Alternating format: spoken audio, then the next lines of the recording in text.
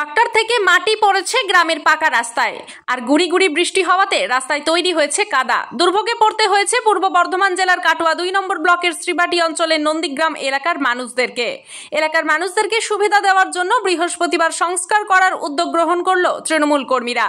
তৃণমূল কর্মীদের পক্ষ থেকে নন্দীগ্রামের পাকা রাস্তায় কাদা সরানোর কাজ চলছে জোর কদমে। তৃণমূল কর্মীদের এরকম উদ্যোগকে সাধুবাদ জানিয়েছেন সকলেই। এই তো নন্দীগ্রামের বাস স্ট্যান্ড থেকে গ্রামের ভেতর পর্যন্ত ট্র্যাক্টর গিয়ে রাস্তায় কাদা মাদা পড়ে সমস্ত একদম যাতায়াত অবস্থা ছিল, মানুষ যাতায়াত করতে পারছিল না, প্রচণ্ড অসুবিধা।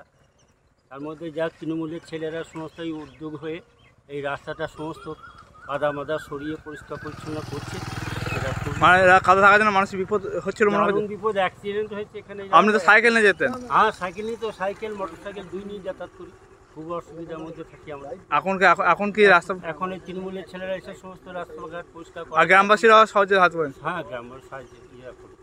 কেমন এই রাস্তা মেরামত পরিষ্কার করছে? খুব ভালো লাগে, খুব সুন্দর হয়েছে, খুব ভালো। আপনার নাম? অনন্তদেব রায়, বাড়ি নন্দীগ্রাম। কি কাজ চলছে, কি কারণে চলছে?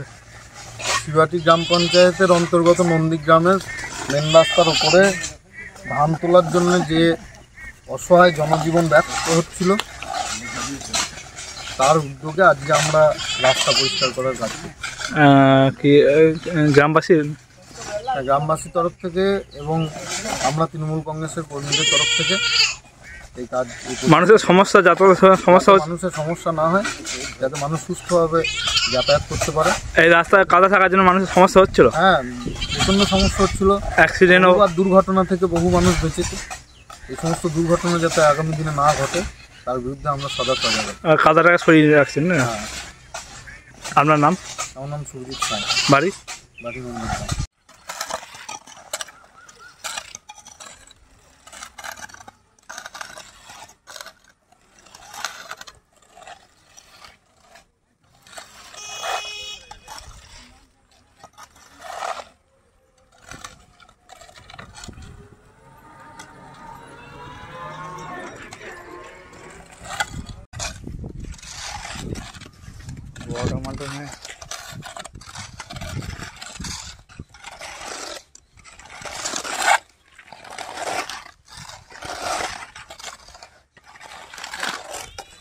কাটোয়া থেকে রাহুল রায়ের রিপোর্ট, সোজা কথা নিউজ।